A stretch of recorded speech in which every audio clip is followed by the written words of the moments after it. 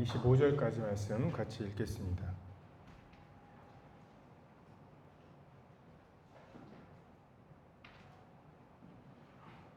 히브리서 10장 19절에서 25절까지 말씀입니다.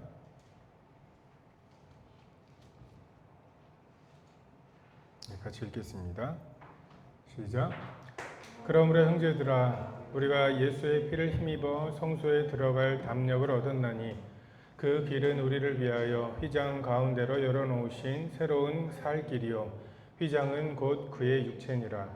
또 하나님의 집 다스리는 큰 대제사장이 계시니 우리가 마음의 뿌림을 받아 악한 양심으로부터 벗어나고 몸은 맑은 물로 씻음을 받았으니 참 마음과 온전한 믿음으로 하나님께 나아가자.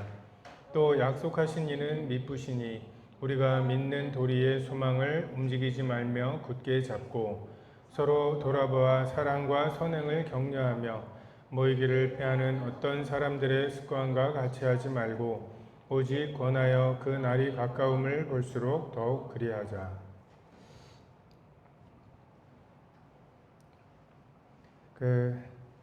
이제 우리가 내비게이터 교재를 사용하고 있고 내비게이터에 보면은 수레바퀴의 삶이 있어요. 중심 대신 그리스도, 그리고 말씀, 교제, 기도, 증거에 수레 네 바퀴가 있고 그 다음에 순종하는 삶이라고 하는 대표적인 우리 삶에 훈련해야 할 영역으로 말씀, 교제, 기도, 증거 이 네 영역을 이야기하는데, 말씀 뭐 읽어야 되고 외워야 되고 약간의 부담이 있죠. 그리고 기도 뭐 되게 익숙하지만 실제로 하고 있느냐, 또는 기도하려고 눈 감고 있으면 시간이 왜 이렇게 안 가는 뭐 이런 현상들, 뭐 이런 것들 때문에 기도도 되게 주눅이 드는 것 중에 하나고, 증거, 다른 사람에게 복음을 전하고, 우리가 이제 뭐 상담자 교육도 하겠지만 상담자의 역할이 무엇이냐, 정말 세일즈 하듯이 세일즈를 잘 해가지고서 서명을 하게 만드는 이것을 상담자의 어떤 역할이라고 생각을 하다 보면 막 시나리오 짜다가 그 기회를 놓치는 경우들도 많죠. 제가 이렇게 얘기하면 얘가 이렇게 하고 이렇게 반박하면 어떡하지 막 하면서 혼자서 막 시나리오를 짜다가 그냥 헤어져 버리는 경우들도 많고, 근데 교제에 있어서는 교제 뭐 그거는 할만하지, 하고 있지, 잘하고 있지, 뭐 이런 굉장히 부담 없는 영역이라고 생각하곤 합니다. 근데 과연 또 그러한가, 교제하는 삶, 우리가 하고 있는 것이 성경에서 말씀하시는 교제라고 할 수 있는지에 대한 생각을 하게 됩니다. 인격적인 관계의 마지막 보루가 지금 교회와 가정입니다. 전에는 그래도 학교도 좀 그런 역할이 있었잖아요. 뭐 부모님이 좀 아이를 방치하거나 그래서 애가 삐뚤어 나가서 막 이렇게 경찰서에 있다. 그러면 이제 부모님한테 연락이 안 되는 경우에 담임 선생님이 가면은 보내주기도 하고 그랬거든요. 그러면 이제 그 담임 선생님에 대해서 정말 뭐 담임 선생님이 애를 두들겨 패서라도 어쨌든 고등학교를 졸업하게 해주고, 고등학교 졸업하고 나서 자리 잡고 나면은 또 고등학교 담임 선생님한테 와서 그때 그래도 저한테 신경 써 주셔가지고 뭐 어쩌고 하면서 막 이런 게 있었는데, 요즘은 이제 뭐 애를 때릴 수도 없고 그냥 툭 하면은 막 이렇게 소송 막 이런 거 있잖아요. 학교 폭력이 소송으로 돼서 막 지금 문제가 되는 경우들이 많죠. 그런데 달라붙는 변호사들도 많고, 그냥 이렇게 그런 일이 있으면은 지금 뭔가 이렇게 그 아이에 대해서나 뭐 이렇게 얘기해야 되는데 녹음하고 있을 것 같은 느낌 있죠. 이 얘기들이 녹음하고 있을 것 같은 막 그런 느낌들이 들어서 엄밀해지는 경우들을 많이 보거든요. 심지어는 학교 폭력이었던 두 아이들은 이미 벌써 해결이 다 됐는데 지금 나중에 판결이 나가지고서 그거 가지고서 또 뭐 전학을 가네 마네 하는, 그래서 뭔가 사람을 변화시키는 것이 무엇인가. 성경은 인격적인 어떤 만남이거든요. 하나님을 만나는 거고, 또 어떤 행동을 하는 그 사람들의 어떤 그 삶이나 그 사람의 어떤 결정이나 그 인격, 그건 어떤 말이 아니라 이론이 아니라 그것으로 우리가 영향을 받도록 되어 있습니다. 그러니까 성경 말씀도 영감으로 주셨잖아요. 그러니까 어떤 논리적으로 우리에게 무언가를 주시는 그것이 아니라 그 어떤 사람의 그냥 삶과 인격, 그 인격이라고 하는 거는 실제로 내가 내 삶에서 살아낸 거잖아요. 그것이 우리에게 영향을 끼치고 충격이 되기도 하고 마음의 찔림이 되기도 하고 하는 것입니다. 그래서 진리가 어떤 지식으로 전달될 수는 없는 것 같아요. 내가 하는 행동이나 이런 것들, 내가 알고 있는 거를 지식으로 딱 써놓자마자 생명력을 잃어버리는, 그 라푼젤 보면은 머리카락을 자르자마자 갈색으로 변하잖아요. 그죠? 아무런 어떤 그 젊게 만들어주는 그런 능력이 사라져버리는 것처럼 진리도 이걸 어떻게 기록을 하는 순간 정말 이건가? 낯선, 몇 차례 말씀만 드렸죠? 사랑하면 하는 행동들인데 그 행동들을 목록으로 만들어버리는 순간 이게 곧 사랑은 아닌 이런 어려움들이 있는 거죠.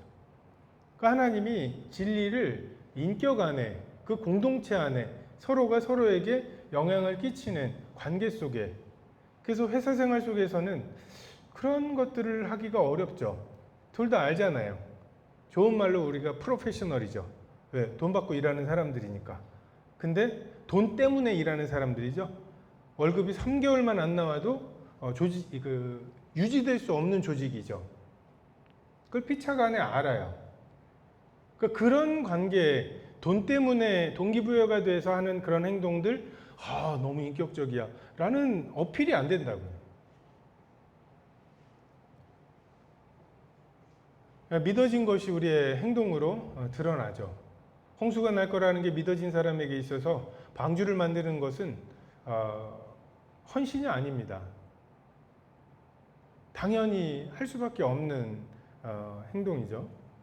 그래서 저도 잠언에도 보면 철이 철을 날카롭게 하는 것 같이 사람이 그 친구의 얼굴을 빛나게 하느니라.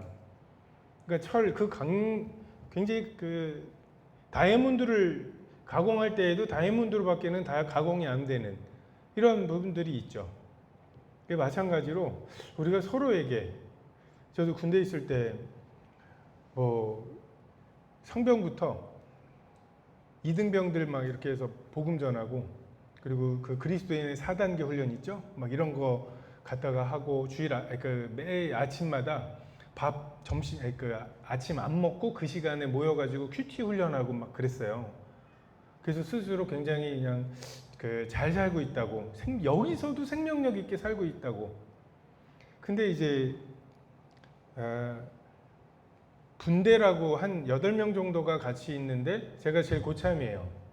근데 그때 막 휴가 갔다가 안 돌아오고 애들 때리고 막 사고가 많이 나니까 중대장님이 네가 딱 봐서 이 밑에 있는 애들 중에 조금 가정이 어렵거나 아니면 제일 그 관심 사병이 편지가 꾸준히 오다가 떨어지는 애들 있죠.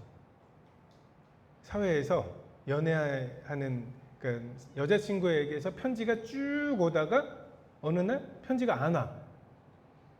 걔는 이제 주목해서 봐야 되거든요. 화장실 혼자 보내면 안 되고. 그런 애들 상담해가지고서 얘는 좀 위로 휴가가 필요하겠습니다. 가서 여자친구랑 잘 정리하고 오도록 하거나 뭐 이런 게 필요하겠습니다라고 건의를 하면 3박 4일을 준다고, 위로 휴가를 준다고. 그러니까 그런 권한을 준 거예요. 근데 옆에 있는 분대장들 어떻게 하고 있나 보니까 자기 말년 휴가 나갈 때 그거 붙여 나가려고 애를 쓰는 거예요. 그래서 나도 하면서, 원래는 이제 밤새도록 근무를 하고 나면은 그 다음 날은 오전 내내 좀 쉴 수 있었는데, 예를 들어서 겨울 내내 먹을 무가 들어오는 날이다. 그럼 괜히 중대장 보라고 그 작업을 같이 하는 거예요. 안 보이시나? 여기서 이 각도가 좋은가 하면서 결국 못 붙여 나갔어요. 근데 그렇게 하고 제대를 했는데, 김영찬 형제가 이제 그 다음에 입대를 해가지고서 그 면회를 가서 자기 얘기를 하는데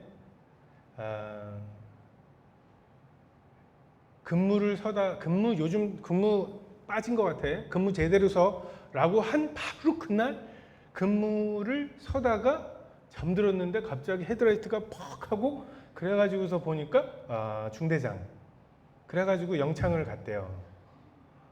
그래서 영창 갔다가 막 거기서 그 고생하고 그러고 나서 정말 밖에 나가고 싶은 마음이 너무 굴뚝 같은 때에 포상휴가 2박 3일을 자기가 받았대요.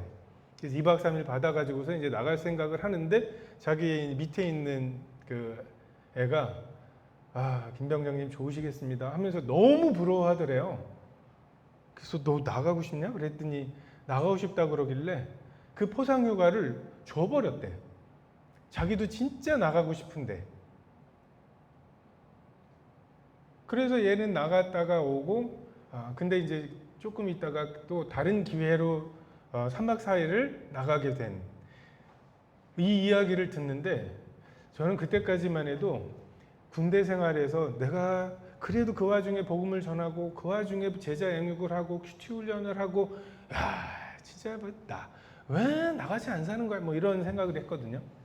근데 그 말년에 그 진짜 이 밑에 있는 애들을 위해서 준 그 권한을 나를 위해서 쓰려고 이제 하나님 보시기에 한 것이 아니라 사람이 보기에 한 그 행동들이 얼마나 모순된지 사실 그걸 몰랐어요. 제가 전하고 있는 복음 예수님처럼 살아야 된다 라고 하는 이 말과 내가 지금 하고 있는 이 행동이 얼마나 그 사람들이 보기에 모순된 행동인지를 저는 그 김영찬 형제 딱 그 간증을 들으면서 그 생각이 났거든요.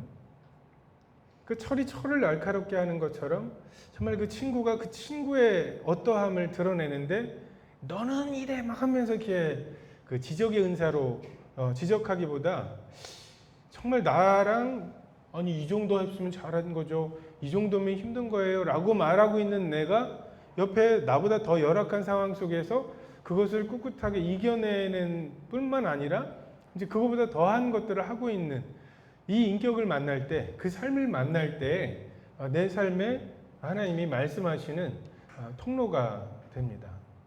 이것이 성경에서 말씀하시는 교제죠.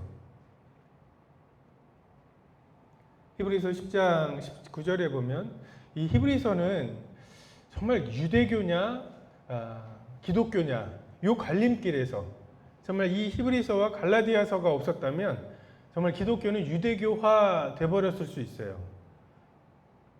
사도 바울 그 히브리서의 저자가 확정되어 있지는 않지만 사도 바울로 보통 이야기를 하거든요.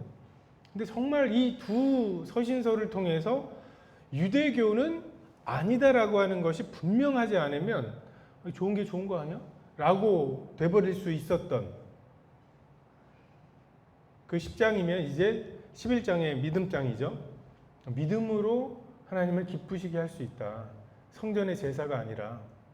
그리고 우리가 힘입는 것은 정말 2시간에 걸쳐서 소 한 마리를 잡아서 번제로 드리려면 2시간이 걸린대요.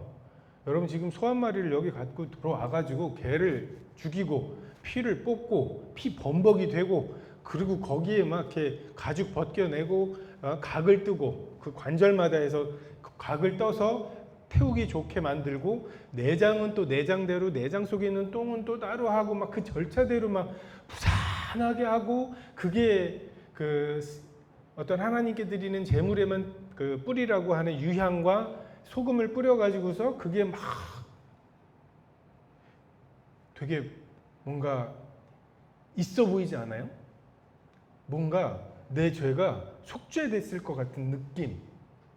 다시는 내가 이 죄를 안 질 것 같은 그런 게 있잖아요.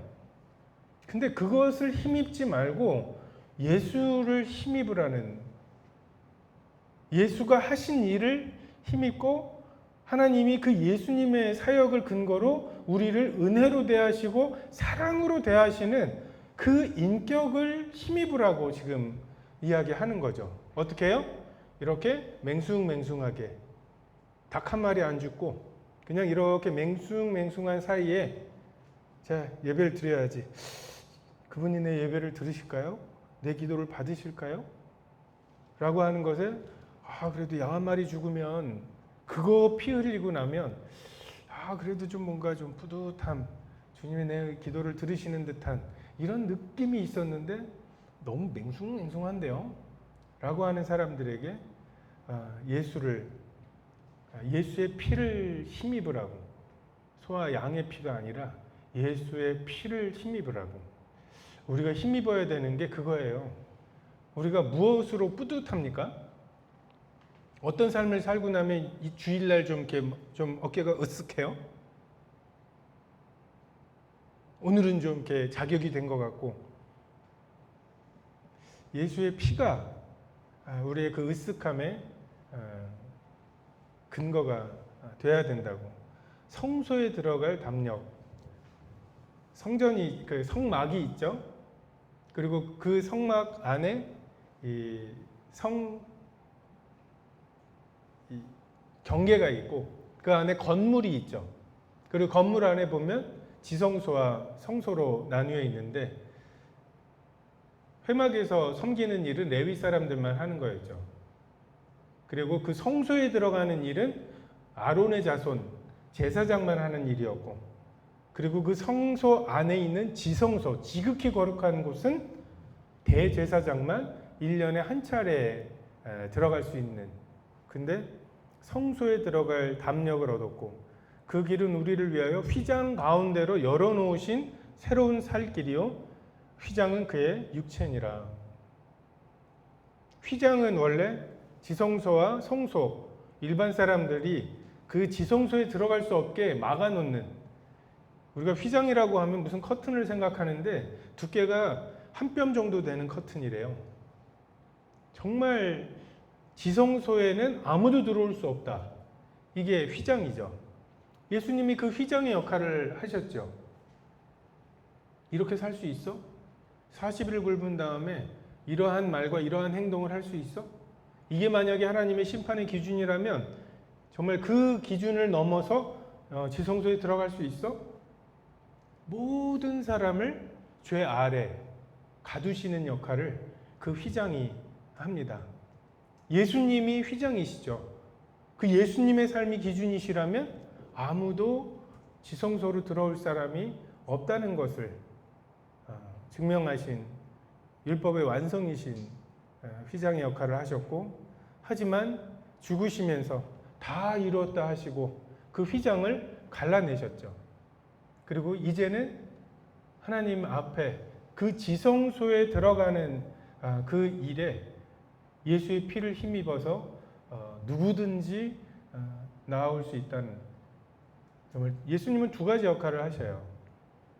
모든 사람이 죄인임을 증명하시는 하나님의 심판의 기준이 이 예수님의 삶이라면 아무도 난 할 만큼 했다, 나 정도 되면 이라고 말할 수 없게 모든 입을 막으시는 역할을 하고요.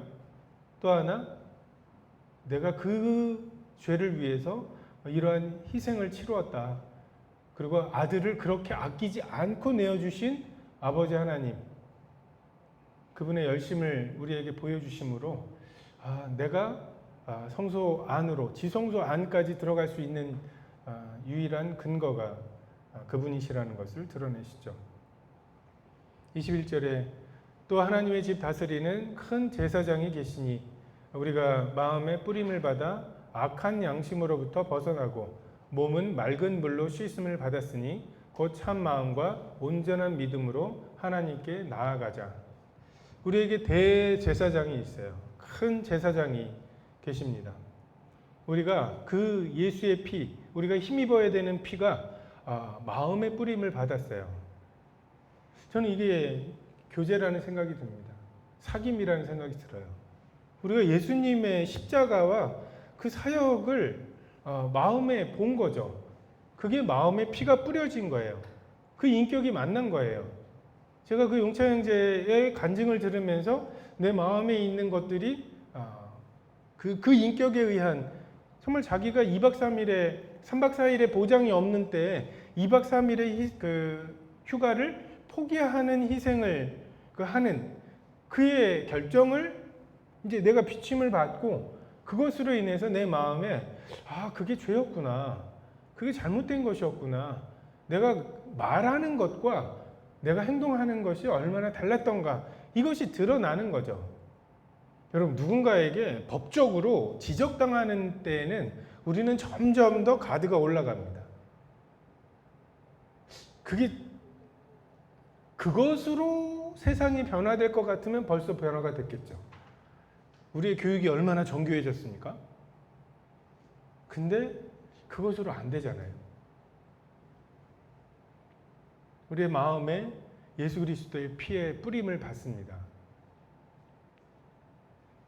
정말 하나님을 거역하고 반역하고 이러던 우리들의 마음에 그 반역하고 거역하는 죄를 위해서 예수님이 받으신, 그러면서 그 십자가에 달려서 이들의 죄를 사하여 주십시오, 하는 일을 알지 못합니다라고 중보하시는, 우리가 그것을 우리 마음에 뿌림을 받을 때, 그 인격을 우리가 만날 때 우리의 악한 양심으로부터 벗어나는,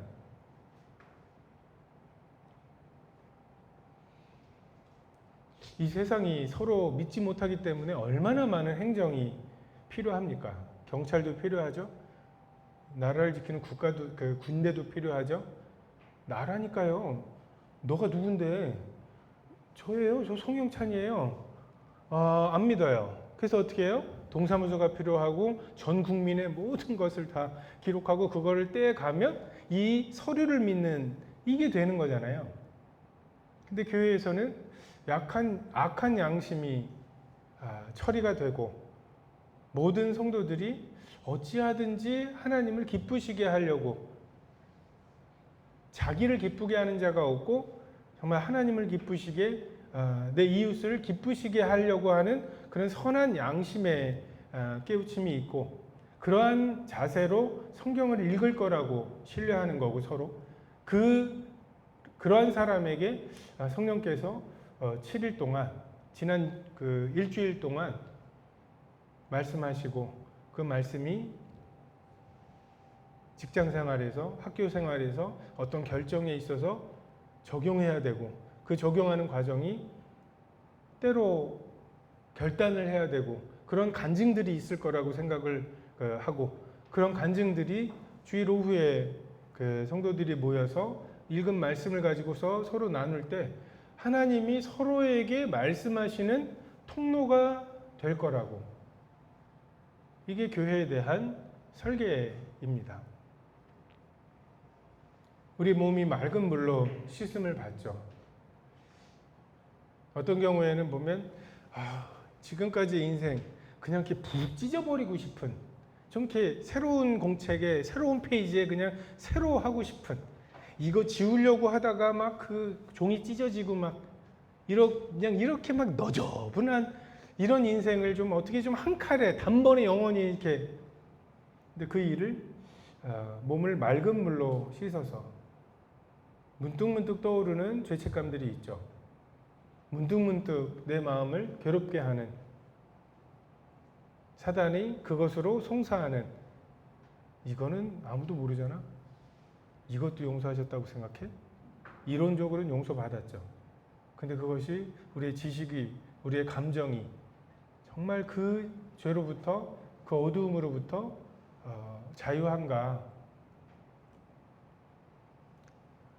우리의 감정도, 우리는 감정에 대해서 어쩔 수 없다고 생각하는 경우들이 많습니다.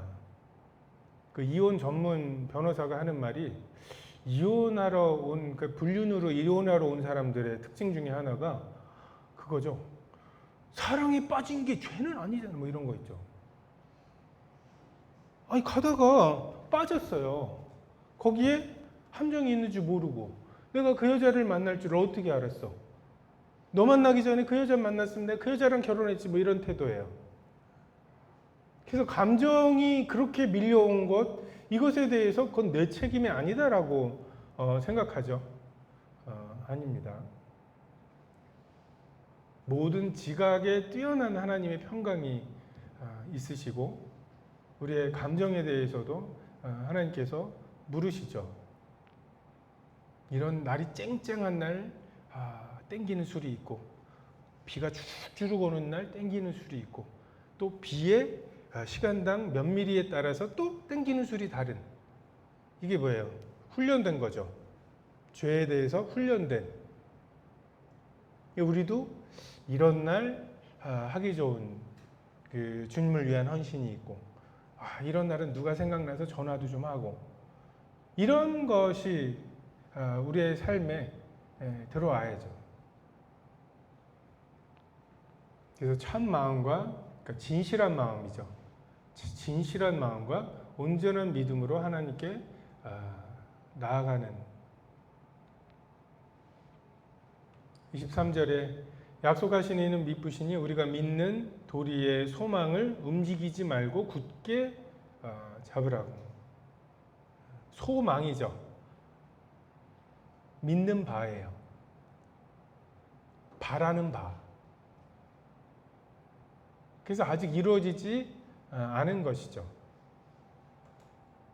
홍수가 날 거라는 것, 그것으로부터 하나님이 나를 건지실 거라는 게 소망이죠. 100세가 되어서 아직 아이가 없는데 아들을 주실 거라는 것이 바라는 바이고 그 아들을 드리면 하나님이 다시 살리실 거라는 게 바라는 바인 거죠. 하나님은 우리에게 소망의 형태로 분깃을 주셨어요. 그리고 그게 우리에게 믿어지게 하셨고 근데 이 소망은 서로 돌아보아 사랑과 선행을 격려해야 서로가 격려해야 이 소망이 움직이지 않고 굳게 유지될 수 있습니다. 침례 요한 예수님에 대해서 보라 세상 죄를 지고 가는 하나님의 어린 양이라고 나에게 사람들이 오면 저 사람에게로 보내야 된다고 말하고 나는 혼인잔치에 그 신랑이 있고 친구가 있는데 나는 그 친구라고 난 그리스도가 아니고 신랑도 아니라고 그는 흥하여야 되겠고 나는 쇠하여야 하겠다. 너무나 분명한 신앙 간증이죠. 근데 그가 옥에 갇혔습니다. 그 헤로디아의 일로 옥에 갇혔어요. 그리고 나서 예수님에 대한 소식들을 듣죠. 자기가 생각했던 예수님이 아니었던 것 같아요. 뭔가 이렇게 지금쯤이면 뭔가 좀 새로운 좀 뭔가 뭐 이런 그러니까 침례 요한도 그 선지자와 율법이 요한까지라고 말씀하신 걸로 보면 이제 구약의 사람이죠. 그 구약의 사람의 어떤 메시아에 대한 이미지 이것을 버릴 수 없었던 것 같아요. 그래서 그가 제자들을 시켜서 예수님께 묻죠. 오실 그 이가 당신이십니까? 우리가 다른 일을 기다려야 하겠습니까? 사랑과 선행이 격려되지 못하고 고립되어 있을 때 우리의 신앙이 정말 별것 아닌 것을 경험합니다. 군대 가면은 그런 경험들을 많이 하죠. 그래서 우리가 서로 돌아볼 필요가 있어요. 자기 자신에 대해서 너무 깊이 생각하지 마시고 자기 연민이나 자기의 어떤 우쭐함에 빠지지 마시고 좀 그거의 절반 정도라도 돌아보세요. 어른들 하는 얘기가 자식한테 하는 거 100분의 1만 하면은 천하의 효자라고. 자식한테 하는 거 절반만, 100분의 1만 부모님에게 하면 근데 자기 자신을 돌아보는 일 정말 그거에 100분의 1만 얘는 어떻게 사나? 내가 직장 때문에 어려울 때 걔도 지금 직장 잡고 있던데 헤아릴 수 있는 사람, 돌아볼 수 있는 사람 그 사람에 대해서 우리가 돌아보고 사랑과 선행이 있는가 격려할 필요가 있습니다. 모이기를 패하는 어떤 사람들의 습관과 같이 하지 말고 이 모임, 코로나 때문에 굉장히 회복하지 못하는 교회들을 많이 봐요. 이 서대문교회는 좀 촌스러워가지고서 밥 먹으라고 하면은 그냥 그때부터 밥 먹기 시작하고 막 그러잖아요. 근데 이제 그렇지 못한 교회들의 이야기들을 많이 듣고 또 일반 교회들도 너무 익숙해진 거 있죠. 오히려 고민이 그거더라고요. 온라인으로 막 시스템 만들고 막 심지어는 그 온라인에 줌으로 그 성도님들 얼굴들이 이렇게 쫙 보이게 해놨어요. 이 프로젝터로. 근데 이걸 언제 끊어야 될지 모르겠다고 너무 익숙해져서 안 오신다고. 특히 이제 나이 드신 분들이 이거에 적응할 수 있을까 처음엔 굉장히 걱정했는데 지금은 너무 잘 적응하셔갖고 안 오신다고 막.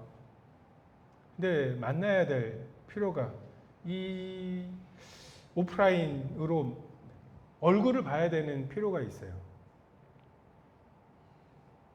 만나서 모이고 그것을 통해서 그 하나님이 내게 주신 준비케 하신 무언가를 나누어야 될 필요가 있고 서로 연결되고 결합되고 서로 도움을 입음으로 사랑 안에서 스스로 자라가는 이 역사가 있습니다. 그래서 여러분 좀 뜻을 정해서 그 교회 집회들에 참석을 하세요. 시간 되면 오지 마시고 이것을 먼저 정하시고 그 다음에 나머지 것들을 조율하세요. 뭐 이게 힘쓰라고 하신 것처럼 이 당시에는 노예들도 있었어요. 노예들은 그 주인이 못 가게 하면 못 가는 거예요. 그러니까 여러분도 직장 생활하면서 뭐 못 가게 하면 못 오는 거예요. 뭐 주일 성수 못하면은 뭐 천국으로 가는 사다리 하나가 빠지고 3개가 연속으로 빠지면 힘들어요. 뭐 이런 동기 때문에 오는 게 아니라 저도 전에 한번 장로님들한테 그 허락받고 교회를 주일날 빠진 적이 있어요. 학교에서 좀 복음을 전해야 되는 그 이제 사람들, 내가 그래도 친하다는 분들이 있는데 그분들이 맨날 그때 토요일까지 근무하던 때 토요일에 끝나고 여행을 가요. 5대 협이라고 그 서울 연고대 뭐 이런 좋은 대학들은 다들 이렇게 그 패밀리들이 있어요. 근데 그 패밀리에 못 드는 5개 대학 그 우리도 좀 만들자 해갖고 만들어서 다녔는데 문제는 이제 제가 드라이버라는 거죠. 그 좋은 드라이버. 왜요? 술을 안 먹는 드라이버야.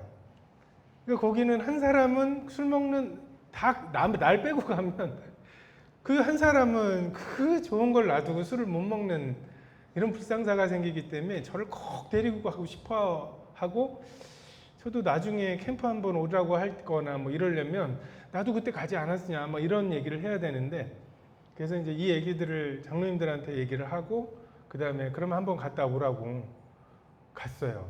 소백산을 갔어요. 주일날 밖에 그렇게 사람이 많은 줄 몰랐어요. 와, 산에 그렇게 사람이 많더라고요. 너무 그 날씨도 좋고 이 시야도 좋고 너무 좋았어요. 근데 너무 좋을 때마다 이 시간에 뭐 할 텐데 이 시간에 뭐 할 텐데 심지어는 이 시간에 설거지하고 있을 텐데 뭐 이런 그러니까 그 마음이 어디 있느냐죠.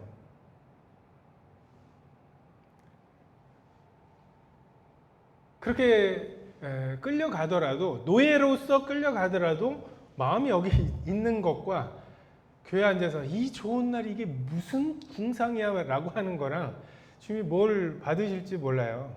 그죠? 분명하죠. 모르는 게 아니라 분명하죠. 그래서 모이기에 힘쓰시라고.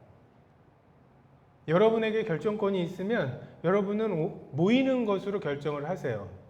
그리고 여러분에게 결정권이 없을 때에는 그 결정권이 있는 분에게 아주 겸손하게 묻듯이 윗사람한테는 그 묻듯이 하는 거예요. 저 여기 가야겠는데요 라고 하지 말고 가도 될까요? 라고 묻듯이 결정권을 주는 거예요.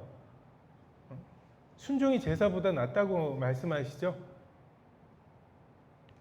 여러분 위에 두신 권위에게 순종하는 게 여러분이 그걸 굳이 거역하고 교회 나와가지고 이거 하는 것보다 더 배워야 할 게 많은 거예요. 다만 물어보기는 하는, 제가 가도 될까요? 지금 이게 어떤, 응? 얼마나 바쁜데 뭐. 이런 이제 구사리를 한번 듣고 네 하고서 이제 거기서 그 일을 하더라도, 여기서 성경은 힘쓰라고,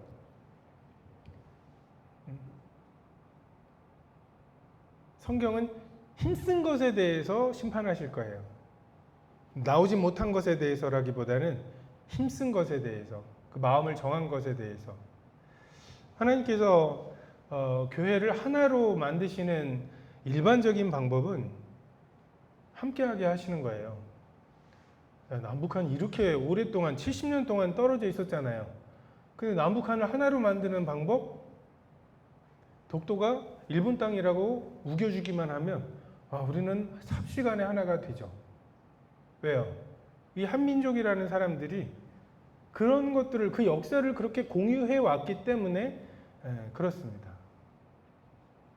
우리한테 뭐 우리나라에서 뜨는 영화들 있잖아요. 100만 영화, 1000만 영화, 명랑, 어디 가서 또 1000만을 찍겠어요. 우리니까 1000만을 찍는 거죠. 우리니까 그 감성과 그 정서를 공유하는 거죠. 이게 하나됨이거든요. 교회의 하나됨이 함께하는 것에서 시작이 되고요. 저도 집회 때문에 주일 한 번을 빠지잖아요. 그때 늦게라도 와서 뭐 늦게까지 탁구 치는 분들이라도 만나고 가면 모르는데, 그렇지 않고 그냥 끝나고 나서 집으로 그냥 갔다가 수요일 날 이렇게 성도님들을 뵈면은 달라요, 느낌이. 한 주 정도만, 그러니까 뭔가 집사람이 와가지고서 그 주위에 있었던 일들을 막 얘기해서 뭔가를 업데이트 해주지 않으면 한 주에 일어났던 일들, 이것만으로도 굉장히 낯설어질 수가 있습니다. 하나님께서 우리를 교회로 부르셨죠. 불러낸 무리들로 우리를 부르셨습니다. 그래서 이 교회 안에 진리를 담아두셨어요.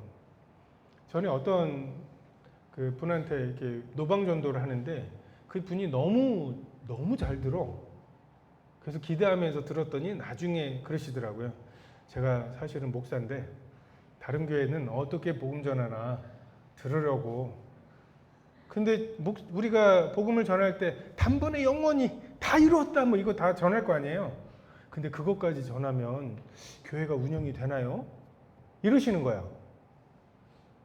그러니까 그렇게 다 이루어졌다고 말하면 성도들이 다 이루어졌는데 교회를 왜 오고, 다 이루어졌는데 헌금을 왜 하고, 뭔가 이렇게 11조와 주일 성수는 남겨놔야 되지 않나? 뭐 이런 식인 거예요. 정말 거듭남의 감격을 경험해 본 적이 있으신가? 묻고 싶었어요. 그러니까 진리라고 하는 게 아까 말씀드린 것처럼 목록이 아니라 그렇게 살아내는 사람들을 통해서 보존되고 전달되는 이러한 면이 있습니다. 그래서 교회로 부르셨고 교회의 진리를 담아두셨죠. 그냥 그것으로 교회가 충분해야 그 감격으로 사람들이 변화되고, 어떻게 하면 하나님을, 아니 술 한 잔은 술 취한 건 아니잖아요. 이렇게 말하는 사람한테 우리가 뭐 어떻게 하겠어요? 풀어봐 이거 해요? 너 그거 술 취한 거야 막 하면서 우리가 뭐 사법부 만들어가지고 집행을 해요? 그리고 너는 술 취한 거니까 하고서 경찰 일로 와 해갖고 경찰로 해서 이런 우리가 행정을 할 거예요? 성도들이 술 취하지 말라는 말씀에 집중하는 게 아니라 성령의 충만을 받으라는 말씀에 집중할 거라고. 그리고 그 말씀을 읽으면서 성령 충만하지 않은 자신을 돌아볼 거고, 어디 가면 성령 충만할지에 대해서 생각해 볼 거고, 그렇게 고민하면서 성경을 읽을 때 하나님이 성령 충만을 경험하게 하실 거고, 그 경험한 성령 충만을 교제 가운데 나눌 거고, 그 정도면 너 잘 사는 거야 라고 하는 말에 우쭐해하지 않고 선하시고, 그래 선하신 뜻은 맞아. 기뻐하시는 뜻인가? 그리고 온전한 뜻인가? 이것을 고민할 거라고요. 왜요? 하나님의 모든 자비하심으로 권함을 받으니까. 이 무리들 속에만 진리가 담길 수 있어요.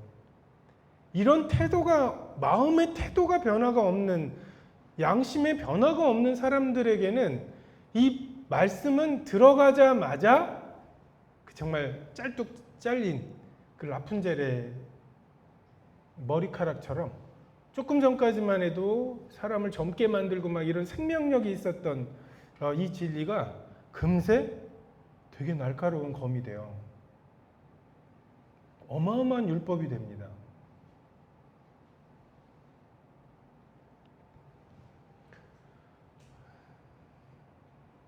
아버지한테 뭐 이러저러한 얘기를 이렇게 하나님 아버지 말고 아버지한테 이렇게 이러저러한 얘기를 물어요. 교회 왜 이래요? 뭐 교회 결정은 왜 이래요? 막 하면서 막 얘기를 하다 보면 이제 아버지 하시는 얘기가 일리가 있다고. 제 말이 일리가 있대요. 그리고는 누구의 말도 일리가 있대. 하나의 이치죠. 그죠? 그러면서 하시는 얘기가 진리는 만리라고. 만 가지 이치가 모여야 진리가 돼요. 근데 나에게 있는, 내가 요시야로 볼 때는 분명히 저기 보인단 말이야 라고 하면서 저거 아니면 죽을 것처럼, 그리고 이 사람은 이렇게 보고, 그 일리들이 얼마나 싸워요.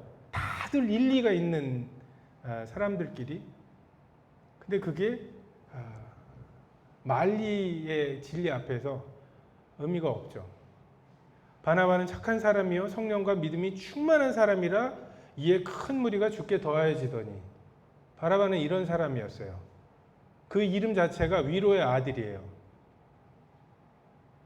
근데 야고보에게서 온 어떤 이들이 이르기 전에 게바가 이방인과 함께 먹다가 그들이 오매 그가 할례자들을 두려워하여 떠나 물러가매. 게바, 베드로 같은 사람도 야고보에게서 온 사람이 있었죠. 야고보서를 쓴 예수님의 동생, 그 야고보. 사도행전 15장에도 보면 최종 말이 막 이방인에게도 할례를 행해야 되느냐 마느냐 뭐 이런 것들 때문에 얘기가 되다가 제일 마지막에 야고보가 결론을 내리죠. 굉장히 영향력이 있었던 사람인 것 같아요. 그리고 이 사람들은 야고보서를 보면 그 느낌이 있죠. 은혜의 복음이 들어가자마자 사람들의 반응, 그럼 우리 아무것도 안 해도 돼? 자유함 가운데 하는 거지. 그렇게 나에게 요구하는 건 너무 율법적인 거 아니에요? 막 이러면서 뻔하죠. 뭐. 우리는 하나님의 최선을 최악으로 만드는 기술이 있어요. 그것에 대해서 야고보가 굉장히 고민하는 거죠. 행함이 없는 믿음은 그 자체가 죽은 것이다. 마틴 루터가 야고보서를 없애버렸으면 좋겠다고 할 만큼 바울이 쓴 로마서에 행함이 아니라 믿음, 그리고 믿음만으로 의롭다 하심을 받는다. 이것으로 종교개혁을 했는데 야고보서가 자꾸만 걸리적거리는 거죠. 근데 그 야고보가 없었다면 무법주의가 됐을 거예요. 바나바에게, 게바에게, 야고보에게, 바울에게 일리를 주시는 거죠. 교회는 바울에게 계시하셨죠. 장차 어떻게 될지는 요한에게 계시하셔서 요한계시록을 쓰게 하셨죠. 예수님이 어떠한 삶과 어떠한 그 가르침을 주셨는지는 제자들에게 그 일들을 맡기셨습니다. 근데 그 사람들의 일들이 어때요? 서로 부딪히죠. 바울과 바나바가 싸우잖아요. 그 착한 사람 바나바가 싸워요. 왜요? 바나바 눈에는 마가 요한을 그래도 회복시켜야 된다고 생각을 했거든요. 바울은 그렇게 가다가 중간에 떠나간 사람 다시 쓰면 안 된다고 생각을 했거든요. 근데 바울이 13개의 성경을 쓰고 바나바가 바울을 천거했죠. 그리고 그 회복시킨 마가가 마가복음을 씁니다. 다 쓰임이 있어요. 근데 싸웁니다. 그리고 서로 따로 주님을 섬겨야 할 수도 있고요. 우리에게 그 교제가 필요해요. 근데 부담 없는 게 교제가 아니에요.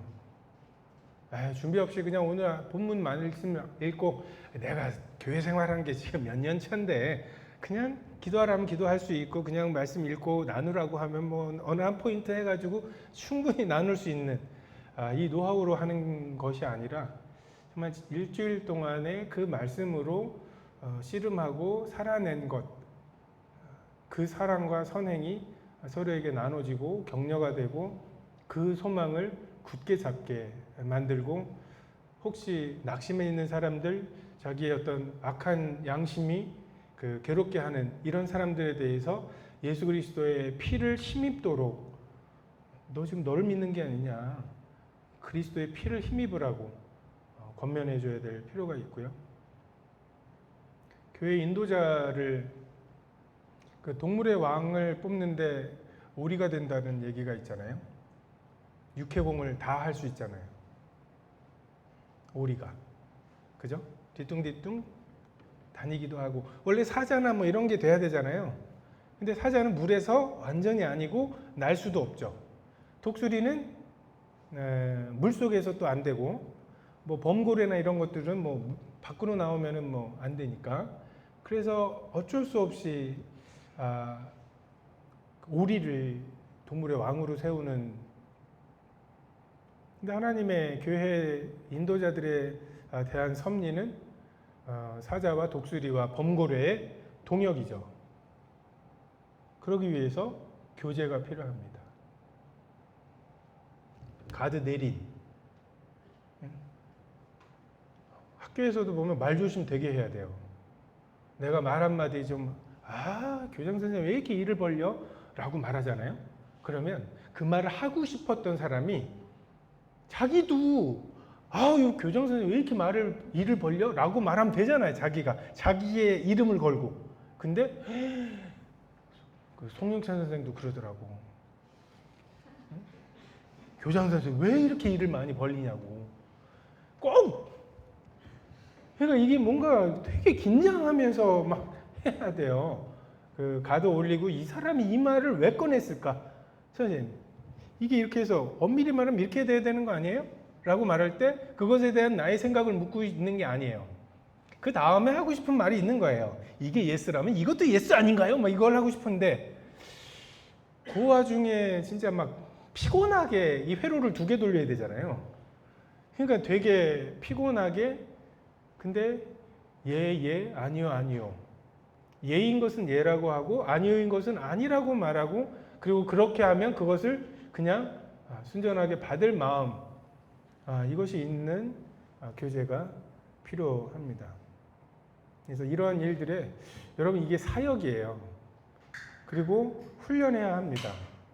어떤 사람에게 어떤 사랑과 선행이 격려가 필요한지 돌아보려면 어떤 상황인지 어떤 상태인지 그 이야기들을 잘 이야기할 필요가 있고요. 좋은 게 좋은 세상이잖아요. 힐링이죠. 그래도 어떻게 근데 해결책은 없는. 그래서 동기들끼리 모이면 한 3-4번 좋죠. 왜? 뭐 고려 안 하고 말만 하면은 서로 다 공감하잖아요. 그죠? 그냥 사원들 모여가지고서 위에 사람 욕하면은 되게 좋죠. 근데 그 사장 없으면 어떻게 돼요? 회사가 망해요. 회사가 없는 것보다는 그 사장이 있는 게 나아요. 저도 어렸을 때 맨날 그림책 보면서 피라미드 만들 때 다 밀어도 모자랄 판에 꼭 피라미드 그 큰 돌덩어리 위에 올라가 있는 사람이 있어요. 올라가 갖고 막 채찍질하는 사람이 있죠? 너도 내려와서 밀라고. 그러면 더 빠를 거 아니야. 지금 깨닫습니다. 그 사람이 있어야 빠르구나. 응? 사원들만 있으면 회사 좋아질 것 같아요? 딱 망해요. 쫄딱 망해요. 그러니까 괜히 힐링이랍시고 공감해 준답시고 이렇게 말씀을 깨달은 말씀 5마디를 서로 나누시고 그 5마디로 하나님이 내게 말씀하실 수 있는, 그리고 그 말씀을 주시면 그 말을 들을 마음의 태도를, 이것이 그 하나님께서 교회 안에 교제라는 것을 통해서, 사귐이라는 걸 통해서, 여러분 서로 사귀고 계셔요? 그러니까 교회 내에서 뭐 그 거룩한 얘기들만 말고 돈 얘기도 할 사람, 교회 내에 돈 얘기할 사람, 직장 얘기할 사람, 결혼 얘기할 사람, 우리가 이건 너무 거룩한 얘기들만 해야 된다라는 강박 때문에 돈 얘기는 또 친구들하고 해요. 그리고 또 하나가 우리가 익명성이 보장이 잘 안 되는 것 같아. 너무 엮여 있어가지고 그거 잘 지켜야. 누군가에게서 들은 말들, 이게 얘기 안 하면 병이 되는 사람들도 있더라고요. 훈련해야, 어쨌든 신뢰가 되려면 누군가 나에게 어떤 일들에 대해서 그 상담을 하거나 할 때 그런 부분들을 잘 지켜줘야 될 뿐만 아니라, 또 지켜주는, 말 안 하는 것만이 아니라 또 적당한 또 어떤 해결책들을 또 해야 되는. 그러니까 법은 없어요. 사람마다 다르니까. 오히려 증거가 좀 쉬울 것 같지 않아요? 교제, 이런 식으로 교제하는 것보다 그냥 차라리 노방전도가 더 들어보니까 교제도 쉽지는 않구나. 쉽지 않은 거예요. 그리고 쉬워서는 안 되는 거예요. 되게 많이 기도해야 되는 거고. 그래서 막 권면할 때 그 권면도 받으면 좋지만 아니면 원수 되는 거잖아요. 그래서 저는 뭐 어떤 경우에 막 이렇게 회사에서 상사한테 이런 얘기 들었다고 막 불평할 때 하마터면 뭐 아멘 할 뻔한 뭐 이런 거 있잖아요. 저보고 너무 게으르고요, 뭐 어쩌고 저쩌고 막 자기 맡은 일 아니면 신경도 안 쓰고 막 이런데 보고 막 이렇게 얘기하는데 아멘. 너가 그래. 내가 하고 싶은 말이었는데 기도 중에 지금 아직 못 하고 있단 말이야. 윗사람이 하는 얘기 잘 들으세요. 그게 하나님이 하시는 말씀이니까, 조금 거칠게 하시는 말씀이니까. 기도하겠습니다.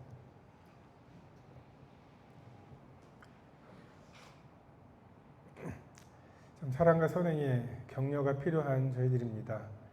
참 모이기를 패하는 세대 속에 저희로 모이기에 힘쓰게 하시고, 참 그 모임을 통해서 참 하나 되게 하시는 경험들을 할 수 있도록 도와주시고, 참 지체로서 몸으로 지어져가는 기쁨을 경험할 수 있도록 도와주시길 원합니다. 감사를 드리며 예수님의 이름으로 기도했습니다. 아멘.